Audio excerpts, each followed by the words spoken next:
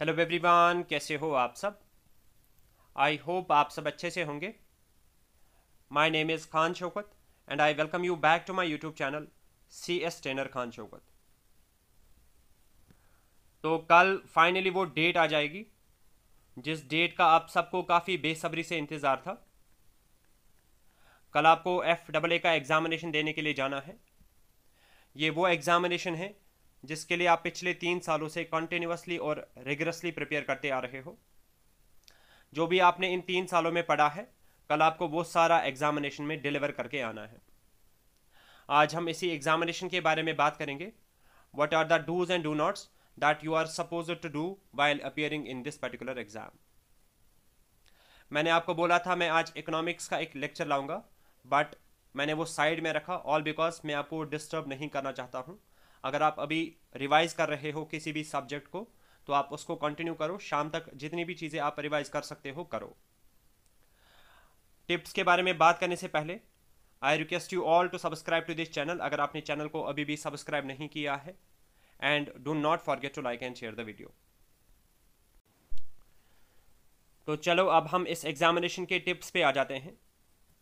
सबसे पहला पॉइंट और सबसे इंपॉर्टेंट पॉइंट जो कि आपको अपने दिमाग में अभी बिठा के रखना है, दैट इज़ अगर आपने इस एग्जामिनेशन के लिए ज़रा सा भी प्रिपेयर किया है तो सबसे पहली प्रायोरिटी आपकी होनी चाहिए कि आप इस एग्जामिनेशन में अपियर कर पाने चाहिए। मेरा कहने का मतलब यहाँ पे सिंपल इतना है, अगर किसी भी स्टूडेंट का एग्जामिनेशन सेंटर किसी दूर लोकेशन पे आ रहा है, बेटर भी आप आज ही निकलो, एग्जामिनेशन सेंटर के आसपास कहीं पे रूम रेंट पे ले लो, ताकि आपको कल एग्जामिनेशन में अपियर होने में कोई दिक्कत ना हो जाए।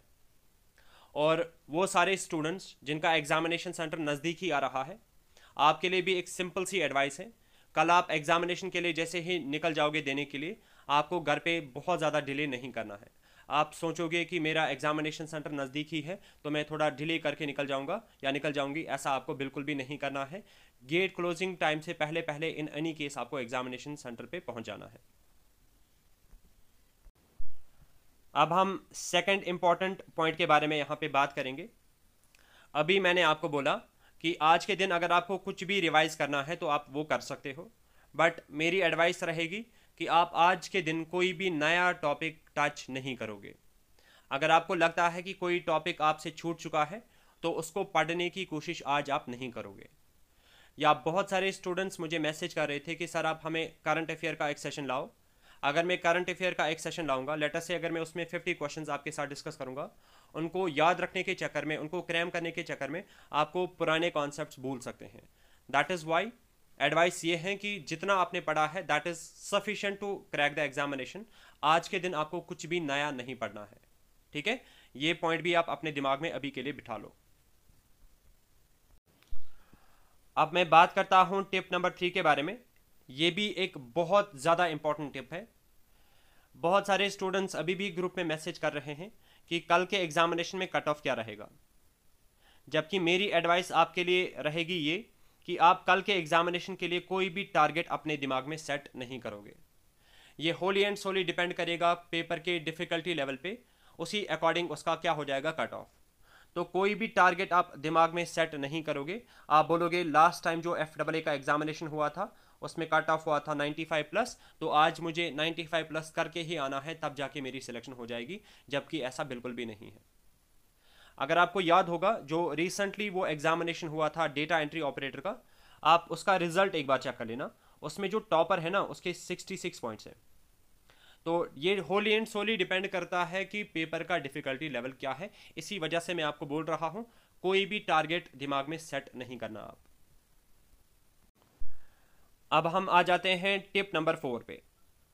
टिप नंबर 4 आप सबके लिए मेरी तरफ से ये रहेगी, जब आप कल एग्जामिनेशन में अपियर करोगे, सबसे पहला काम जो आपको वहाँ पे करना है that is to fill your OMR को फिल करने के टाइम पे you have to make sure कि आपसे कोई भी गलती नहीं होनी चाहिए। बिकॉज अगर आप OMR को फिल करने के टाइम पे, पर्टिकुलरली अगर आप रोल नंबर को फिल करने के टाइम पे कोई भी गलती करोगे तो आपका पेपर डायरेक्टली कैंसिल हो सकता है। भले ही आपने कितनी ही मेहनत क्यों ना की होगी, भले ही आपके 120 में से 120 क्वेश्चंस ठीक क्यों ना हुए होंगे, बट अगर आप इसमें कोई मिस्टेक करोगे तो आपका पेपर डायरेक्टली कैंसिल हो जाएगा। तो मेक श्योर जब आप OMR को फिल करोगे तो उसमें आपको कोई भी मिस्टेक नहीं होनी चाहिए। एक और इम्पॉर्टेंट चीज़ यहीं पे मैं आप सबके साथ डिस्कस करना चाहूँगा, that is do make a plan. Do make a plan. Plan किस तरीके से आपको बनाना है? यू हैव टू एनालाइज कि आपका कौन सा सेक्शन स्ट्रांग है, पहले आप उसी सेक्शन को टारगेट करोगे एग्जामिनेशन में। क्योंकि अगर आप पहले उस सेक्शन से स्टार्ट करोगे जो कि आपको बहुत अच्छे से आता है, लेटर से आपको जीके बहुत अच्छे से आती है, और जैसे आपने जीके स्टार्ट किया आपको 25 क्वेश्चंस लेटर से पहले ही ठीक हो रहे हैं आउट ऑफ 30, तो इससे आपका मोरल काफ़ी ज़्यादा बूस्ट हो जाएगा, तो आपके बाकी सेक्शंस के भी क्वेश्चंस ऑटोमेटिकली ठीक होने स्टार्ट हो जाएंगे, क्योंकि आपकी जो नर्वसनेस है ना वो जनरली पेपर के स्टार्टिंग में होती है। अब मैं आ जाता हूं टिप नंबर 5 पे। मेरे एंड से आप सबके लिए टिप नंबर 5 क्या रहेगी? आप जब अपने OMR को फिल करोगे, मैं क्वेश्चंस की बात कर रहा हूं, चाहे आप क्वेश्चन बाय क्वेश्चन OMR को फिल कर रहे हो या सेक्शन बाय सेक्शन, जो भी आपका पैटर्न होगा उसमें कुछ भी डिस्टर्बेंस नहीं करनी है। बट एडवाइस ये है, जो भी क्वेश्चन नंबर आप फिल करोगे, जिसका भी आंसर आपने निकाला होगा, उसका क्वेश्चन नंबर एक बार ज़रूर चेक कर लेना। कभी हम क्या करते हैं, क्वेश्चन नंबर 1 का जो आंसर होता है वो हम क्वेश्चन नंबर 2 में फिलअप कर लेते हैं। अगर आपका इस तरीके से एक भी क्वेश्चन गलत हो जाता है ना, तो इसकी वजह से आपके टोटल मार्क्स पे 1.25 मार्क्स का इम्पैक्ट पड़ जाता है, and these many marks are sufficient enough to throw you out of competition. So ये भी अपनी जगह ध्यान में रख लेना, जो भी क्वेश्चन आप फिलअप करोगे उसका क्वेश्चन नंबर एक बार 2 बार प्रॉपरली चेक करना है, उसके बाद आंसर को मार्क कर लेना है। अब अगर मैं बात करूंगा टिप नंबर 6 के बारे में, ये भी एक इंपॉर्टेंट टिप है। आपको बस इतना ध्यान में रखना है, अगर आपको एग्जामिनेशन में कोई भी क्वेश्चन लगता है अननोन, यानी कि जिसके बारे में आपको कोई भी आइडिया नहीं है, तो उस क्वेश्चन को आप क्या करोगे? विदाउट एनी हेजिटेशन आप उसको स्किप करोगे। ठीक है, स्किप कब करना है ये भी मैं आपको बता देता हूं। फॉर सपोज पेपर का डिफिकल्टी लेवल चाहे जो भी हो, अगर आपको पहले ही लग रहा है ना कि 80 प्लस तक मेरे मार्क्स ऑलरेडी ठीक हो चुके हैं, तो उस टाइम पे आपको सारे अननोन क्वेश्चंस को, या वो वाले क्वेश्चंस जो कि आपने कभी भी नहीं सुने होंगे, नहीं देखे होंगे, तो आप उन क्वेश्चंस को क्या करोगे? स्किप करोगे। हाँ, इन केस अगर आपको लगता है कि आपका पेपर उतना अच्छा नहीं गया, तो उस टाइम पे आप अक्कड़ बक्कड़ खेल सकते हो। ठीक है, ये मेरे एंड से एडवाइस रहेगी। 80 प्लस जैसे ही आपका स्कोर चला जाएगा ना, आपको अपने एंड से पता चल जाएगी कि मैंने कितना पेपर अभी तक सही से कर लिया है, तो अननोन क्वेश्चंस को उसी टाइम पे विदाउट एनी हेजिटेशन आपको स्किप कर लेना है। ये भी मेरे एंड से एक इंपॉर्टेंट एडवाइस आप सबके लिए रहेगी। सो ये तो थी कुछ इंपॉर्टेंट टिप्स कल के एग्जामिनेशन के रिलेटेड। और भी बहुत सारी टिप्स हैं, बट मैं आपका ज़्यादा टाइम आज वेस्ट नहीं करना चाहता। बस 2-3 बातें मैं आप सबके साथ और करूँगा। एक और एडवाइस मेरी जो आपके लिए रहेगी, दैट इज़ आज शाम को कोशिश कर लेना अर्ली सोने की, because it is very important to have a proper sleep before the examination. अगर आप अच्छे से नहीं सोओगे तो उसका इम्पैक्ट आपके एग्जामिनेशन पे डायरेक्टली पड़ सकता है। ठीक है, आज आपको लग रहा होगा कि मुझे कुछ भी नहीं आता है, शाम को भी आपको लगेगा कि मुझे कुछ भी नहीं आता है, जो भी मैंने चीज़ें पढ़ी है वो सारी मुझे भूल चुकी है, तो आप हर एक मॉड्यूल पे अपना हाथ मारने की कोशिश करोगे, जबकि वैसा करना बिल्कुल बेवकूफ़ी होगी। जो भी होगा वो कल देखा जाएगा। जितनी मेहनत आपने करनी थी वो आपने कर दी, बाकी आप ऊपर वाले के हाथ में छोड़ दो, वो डिसाइड करेगा कल कि आपकी जॉब आपको मिल जाएगी कि नहीं मिल जाएगी। ठीक है, और अपने एंड से अपने आप को पॉजिटिव रखने की कोशिश करनी है। अगर आपने अच्छे से मेहनत की है, अगर आपने सिंसियरली मेहनत की है, तो आपकी सिलेक्शन कोई नहीं रोक सकता, और अपने आप को काम रखने की कोशिश कर लेनी है। लास्ट चीज़ जो आप सबके साथ में यहाँ पे डिस्कस करना चाहूँगा, that is about the reality. आप सबको पता है कल कितने बच्चे एग्जामिनेशन में अपियर करेंगे? The number is approximately 2 lakh. और सिलेक्शन कितने बच्चों की होने वाली है? सिलेक्शन कितने बच्चों की होने वाली है? 900 प्लस स्टूडेंट्स। तो आप यहाँ पे खुद ही एनालाइज कर सकते हो कि सिलेक्शन रेशो क्या है। और भी मैं आपको एक और बात यहाँ पे बताना चाहूँगा, जो भी पर्टिकुलरली मुझे लगता है कश्मीर डिवीजन से SI के सिलेक्टीज़ है ना, वो भी इस एग्जामिनेशन में अपियर करेंगे। जो भी बच्चे VLW में सिलेक्ट हुए हैं वो भी इस एग्जामिनेशन में अपीयर करेंगे, जो भी स्टॉक असिस्टेंट में अपीयर हुए हैं वो भी इस एग्जामिनेशन में अपीयर करेंगे, बिकॉज ये काफ़ी अच्छे लेवल का पोस्ट है। ठीक है, तो इसकी वजह से क्या हो जाएगा, आपका कंपटीशन और ज़्यादा बढ़ जाएगा।